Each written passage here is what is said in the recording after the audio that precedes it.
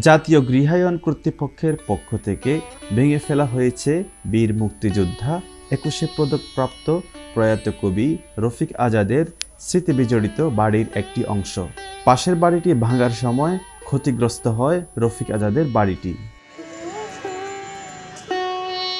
রাজধানীর ধানমন্ডির ১ নম্বর সড়কে অবস্থিত ১৩৯/৪ নম্বর প্লটে ছিল ৪টি বাড়ি। এর মধ্যে ৩টি গত ১৬ এপ্রিল পুলিশের উপস্থিতিতে বুলডোজার দিয়ে ভেঙে ফেলা হয়েছে। রফিক আজাদের বাড়িতে থাকেন তার স্ত্রী অধ্যাপক দিলারা হাফিজ। জাতীয় গৃহায়ন কর্তৃপক্ষ বলছে ১৩৯/৪ পশ্চিমাংশ প্লটটি সরকারি পরিত্যক্ত বাড়ি। সেখানে বহুতল ভবন নির্মাণ করা হবে। এরই মধ্যে ফ্ল্যাট বরাদ্দও হয়ে গেছে। বাড়িটির সর্বশেষ বরাদ্দ ছিল কবির স্ত্রী দিলারা হাফিজের নামে। ২০১৮ সালে তার নামে বরাদ্দ বাতিল করা হয়। বাড়ি ছাড়তে তাকে নোটিশ দেওয়া হয়েছিল, তবে তিনি বাড়ি ছাড়েননি। এমন বাস্তবতায় তাদের বাড়িটি ভাঙতে হচ্ছে।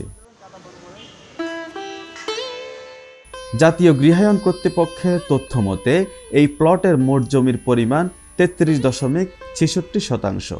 প্লটের 4টি বাড়ি একতলা করে। দক্ষিণ পশ্চিম পাশের বাড়িতে শুধু কবি রফিক আজাদের স্ত্রী বসবাস করছেন।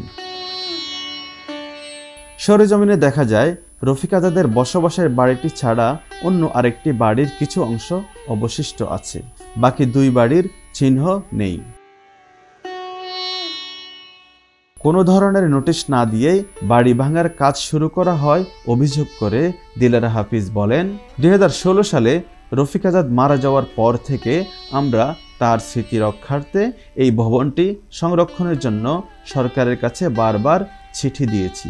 সর্বশেষ চলতি বছরের ১১ এপ্রিল গৃহায়ন ও গণপূর্ত মন্ত্রণালয়ের উপদেষ্টা আদিলুর রহমানের সঙ্গেও দেখা করেছি।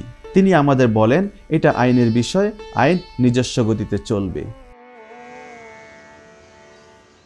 জাতীয় গৃহায়ন কর্তৃপক্ষ সূত্রে জানা গেছে, পরিত্যক্ত ওই প্লটের জায়গায় 10 তলা ভবন নির্মাণ করা হবে। বাড়ি ভাঙার পর সেখানে বহুতল ভবন নির্মাণের কাজ শুরু হবে। শাহাদাত হোসেন তৌহিদ, ভিউজ বাংলাদেশ, ঢাকা।